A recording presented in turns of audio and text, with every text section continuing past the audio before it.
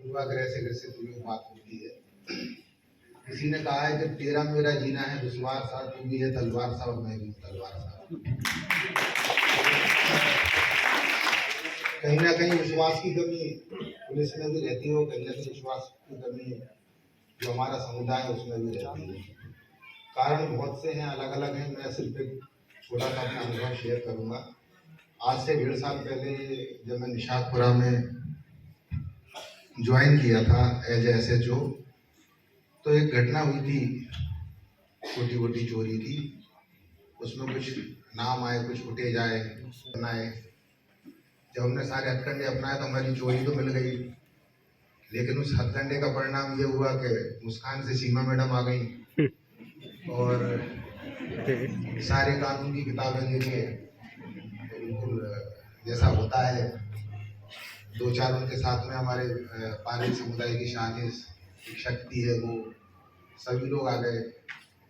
फिर हमारी शिकायत हुई जी सर के पास, सर वो तो पुलिस बहुत बेकार है और परेशान करती है। और फिर वही वाली बात हो गई, जब इनने शिकायत करी तो फिर हम भी गुस्सा हो गए। अच्छा तुमने हमारी शिकायत करी, अब देखते हैं हम। तो फिर इनके यहाँ का किसी का एक वारंट आया, तो हमने अपनी पुलिस भेजी। हमें मालूम था कि वारंट में तो हम भेज सकते हैं, क्योंकि अगर वैसे भेजेंगे तो फिर सर के पास जाएंगे, फिर सर पूछेंगे भाई क्या बात हो गई। अब सर की मजबूरी ये थी कि उन्हें हमें भी डिफेंस करना है और उन्हें भी सपोर्ट करना है, दोनों चीजें थी। और सर कहीं ना कहीं जो चाह रहे थे वो उसका परिणाम अभी मिला भी हम लोगों को। तो फिर हमने जब भेजा तो फिर वही विवाद की स्थिति हुई। अंततः फिर मैडम से जब हमारा संवाद लगातार हुआ, सर भी बोलते गए कि आप जाके मिलो। लगातार मुझे भी लगा, सर ने मुझे भी बताया कि भाई आपको बात करनी चाहिए, उनका सुनो तो सही, मैटर क्या है, क्या चाहते हो।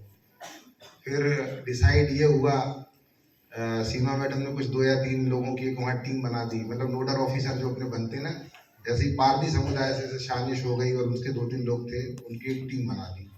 फिर हमने डिसाइड ये किया उस समय कि भाई हमारी पुलिस डेरे में नहीं जाएगी। हम कोई भी बात होगी पहले हम आपकी टीम से बोलेंगे, आपकी टीम ही हमें बताएगी कि ये मैटर में क्या है, कौन है, कैसे है, और आप हमें मदद करेंगे और उनको भी समझाएंगे कि गलत काम ना करें। अच्छा हमारे यहाँ जो डेरे हैं वहाँ कोई बड़ी वारदातें करने वाले लोग नहीं है, छोटी छोटी वारदात भी नहीं कह सकते, हरकतें करने वाले कह सकते हैं, छोटी छोटी सी हरकतें करते रहते थे जो। तो उनको फिर हमारा तरीका यही था कि उनको हमने बुलाया, उनसे संवाद किया, उनके डेरे में भी गए हम, लगातार हम जाते थे, हमारे थाने की टीम जाती थी, बातचीत करते थे और उनकी समस्याएं भी सुनते थे। जो हम अपने लेवल से हल कर सकते थे हम करते थे, मैक्सिमम तो विनीत सर ही कर देते थे हल, बाकी जो हमारे लेवल से जो मार्गदर्शन उनका मिलता था हम करते थे। उसका परिणाम ये हुआ, आज 1.5 साल हो गए हैं, 1.5 साल में हमारे यहाँ कम, मतलब ये तो मैं कॉन्फिडेंस से कह सकता हूँ कि पारदियों की 50 से 60% वारदातें कम हो गई। ये संवाद का ही परिणाम था। और एक चीज और खुलकर सामने आई कि उन लोगों में जो लोग चाहते हैं कि वाकई में हमें आगे बढ़ना है, पढ़ना भी है, अच्छा काम भी करना है, तो वो खुल के अपने लोगों का भी विरोध करने लगे। कई बार उनको इस चीज के लिए उनकी गालियां भी खानी पड़ती उनके समुदाय में, लेकिन वो विरोध कर रहे हैं, मिलते भी हैं, बताते भी हैं, हम समझते भी हैं। और ये लगातार, जैसा सर ने कहा कि आप लोगों को भी बताया कि हम और अच्छा करने का प्रयास कर रहे हैं। हम 100% तक नहीं पहुंचे हैं, लेकिन पहुंच जाएंगे धीरे धीरे। अच्छे परिणाम हमें देखने को मिल रहे हैं भोपाल शहर में ही भारतीय समुदायों के बीच में। तो मैं चाहूंगी कि इस बेहतर काम के लिए हम भी उनको भी सम्मानित करना चाहेंगे। तो सम्मान के लिए मैं शेर अपने काम को जारी रखूंगी और रुपेश जी इस काम में अलग अलग तरह से मदद कर रहे हैं समुदाय के स्तर पर, चीजों को, संस्कृति को, लोगों को, व्यवस्थाओं को देखें और इस समुदाय से संबंधित है और अपने समुदाय के विभिन्न मुद्दों को लेकर उन्हें चिंता अलग अलग तरह से रहती है और उसके लिए अलग अलग तरह से प्रयास भी करते हैं। समुदाय के युवाओं के लिए आतिश जी हैं, एक प्रेरणा के स्रोत हैं। तो हम आपका स्वागत करते हैं आतिश जी। एरिया कहते हैं इंग्लिश में, कि ये जो एरिया है बहुत ही इनफेमस एरिया है जहाँ मैं रहता हूँ। और छारा समुदाय, जहाँ भोपाल में सांसी कहते हैं, कंजर कहते हैं, दिल्ली में सांसी कहते हैं, राजस्थान में सांसी कहते हैं, महाराष्ट्र में कंजर घाट कहते हैं और गुजरात में उसे छारा कहते हैं। तो अहमदाबाद के उस इनफेमस बस्ती से मैं आया हूँ और यानी जहाँ ये लोकेलिटी रहती है, जहाँ रहता हूँ उसके आसपास भी काफ़ी मेन स्ट्रीम के लोग रहते हैं, सभ्य समाज के लोग रहते हैं। लेकिन हमारे यहाँ जब पुलिस की रेड पड़ती है तो वो देखती नहीं है कि दरवाज़ा बंद है या खुला है या लोग सो रहे हैं या क्या कर रहे हैं। पुलिस आए दिन रेड डाल देती है और घर में घुस के लोगों को पकड़ के ले जाती है। और उसका कारण ये है कि यूरोप में बैठे बैठे जिन्होंने थ्योरी लिखी है क्रिमिनल ट्रायल्स एक्ट की, जिनका नाम था सीजर लेबोरेस। ये इसके पीछे की भी पूर्वाग्रह है कि जब अंग्रेजों का यह शासन था तो 1871 में ये कानून बनाया गया था क्रिमिनल ट्रायल्स एक्ट, जिसके तहत 150 जनजातियों को माना गया था उसके और उन्हें ये कहा था कि ये लोग है पर्टिकुलर ये इन समुदाय के मां के पेट में से गुना सीखकर बाहर निकलते हैं। जन्म से कलाकार हो सकता है लेकिन जन्म से गुनहगार कोई नहीं हो सकता। तो ये थ्योरी के आधार पर इन सारे समुदाय को क्रिमिनल ट्रायल्स के एक्ट के तहत इनको जेलों में डाला गया। अब देश तो आजाद हो गया 1947 में, लेकिन इस तरह की जो कम्युनिटी थी, जो 150 से ज्यादा कम्युनिटी थी, वो देश के अलग अलग कोनों में सेटलमेंट बनाई गई। एक कैंप बनाया गया, जैसे कि औरंगाबाद में था, सोलापुर में था। मैं जहां रहता हूँ अहमदाबाद, मेरे घर से करीबन 5 मिनट की दूरी पे वो कैंप है, आज भी है। जो अंग्रेजों की बनावट से आज भी बनाया गया वो ऐसे के ऐसा ही है, लेकिन अभी वहाँ जो भिक्षा मांगते लोगों को वहां पकड़ के लाकर वहां रखा जाता है। तो मेरे बाप दादा भी उसी सेटलमेंट में थे, मेरे पिताजी का भी जन्म वहीं हुआ था, तो उस सेटलमेंट को मैंने नजदीक से देखा है। तो देश 1947 में आजाद हुआ, लेकिन इस तरह की जो कम्युनिटीज थी वो उस समय भी जेलों में पाई जाती थी। और ये कम्युनिटी हुई 1952 में आजाद, 1992 में। पाकिस्तान से आए हुए शरणार्थियों को तो उसके लिए सरकार ने पॉलिसी बनाई, लेकिन जो घुमंतु समुदाय से थे, विमुक्त समुदाय से थे, उनके लिए कोई पॉलिसी नहीं बनाई गई। और इनको 1952 में नेहरू जी को याद आया कि इस तरह की जो कम्युनिटी है वो अभी भी खुली जेलों में पाई जाती है, और उन्होंने सोलापुर में जाकर उन्हें ये अनाउंस किया कि इस तरह की जो कम्युनिटी है वो विशेष विमुक्त है। लेकिन उस समय ये भी भूल हुई कि एक कानून को तो रद्द किया गया, क्रिमिनल ट्रायल्स एक्ट को, लेकिन साथ ही दूसरे कानून को लागू किया गया, जिसका नाम रखा गया हैबिचुअल ऑफेंडर एक्ट, यानी आदतन अपराधी।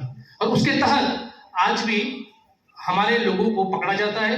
लोग ये मानती है कि ये आदतन अपराधी है। मैं आपके सामने खड़ा हूं, मुझ पर खुद पर 11 सेक्शन है, और आप यकीन नहीं मानोगे, मुझ पर रॉबरी का केस है। मैं यूके पढ़ाने के लिए गया हूँ, देश की सबसे बड़ी जो यूनिवर्सिटी और लीड्स है, जो पूरे वर्ल्ड में तीसरे नंबर पे आती है, वहां जाकर मैं पढ़ाने गया था। मैं वहां पढ़ा कर आया हूँ, लेकिन आज मुझ पर वो 11 सेक्शन है जिसपे ये लिखा गया है, मेरी तकदीर में ये लिखा गया है। क्योंकि मैं ये मानता हूँ, क्योंकि मैं तो कलाकार हूँ, तो मैं ये मानता हूँ कि हमारी जो तकदीर लिखने वाले, हमारे जो राइटर है, वो पुलिस वाले हैं। क्योंकि उन्होंने ये लिख दिया था कि ये 11 सेक्शन ये आर्टिस्ट के हैं, और इस पे ये रॉबरी का कानून लगाया गया था। यानी मेरा जन्म जो हुआ है जिस समुदाय में, छारा समुदाय में, यानी ये कहा जाता है, ये गुजरात में ये कहा जाता है, ये कोड किया जाता है कि आप छारा में जन्मे हो तो आपको जेल तो जाना ही पड़ेगा, क्योंकि सबसे बड़ा गुनाह है कि आप यहाँ पैदा हुए हैं। तो मेरे बाप दादा भी जेल में गए। मैंने कभी जिंदगी में अपनी क्रिमिनल एक्टिविटी में कभी पार्ट नहीं किया, क्योंकि मैंने थिएटर पढ़ाई की है, मैंने ड्रामेटिक आर्ट्स पढ़ा हुआ है, मैंने मास्टर ऑफ थिएटर किया है, मास कम्युनिकेशन किया है। इतना पढ़ने के बाद मैंने जो लोग वहाँ क्रिमिनल एक्टिविटी करते उनको बंद करवाया, और उसको बंद करने के बाद मैं थिएटर सीखा, थिएटर के थ्रू उनकी बात देश दुनिया तक पहुंचाई। लेकिन यही हुआ कि आखिर में मुझे भी ऑन पेपर क्रिमिनल बनाया गया, हालांकि वो केस चल रहा है। लेकिन मैं इसी कानून के तहत अगर बात करूं तो 1998 में बुधन नामक व्यक्ति को भी मारा गया था कलकत्ता के पुरुलिया डिस्ट्रिक्ट में। और पुरुलिया डिस्ट्रिक्ट में उसको इस तरह से मारा गया कि उसके शरीर की पूरी हड्डियां तोड़ दी गई थी, क्योंकि वो सिर्फ एक ही काम करता था कि वो अपने हाथों से खिलौने बनाकर आसपास के इलाकों में बेचता था।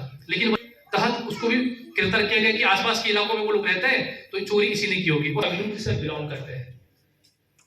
क्योंकि मुझे पता है कि मैं जिस तरह से, आप यकीन मानोगे सर कि मुझे अमेरिका बुलाया गया था। मुझे व्हाइट हाउस में इन्विटेशन था, मुझे इंडिजिनस पीपल के साथ थिएटर करना था, और 2018 में मुझे वहां से इन्विटेशन है कि आपको अमेरिका आना है।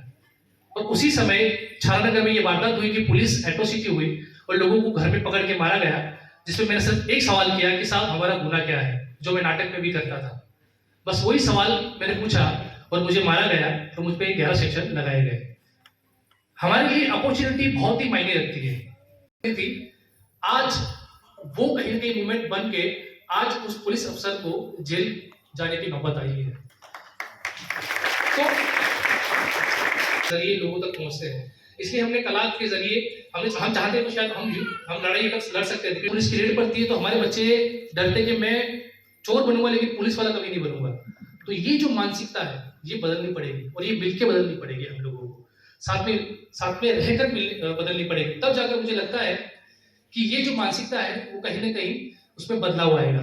तो बस शुक्रिया। मुझे ये नहीं कि आप एक अच्छे समाज में जन्म लें, जरूरी ये है कि मरते वक्त आप एक अच्छे समाज का निर्माण करें। तो हमें सबको हमारे समाज का अच्छे से निर्माण करना है। Thank you.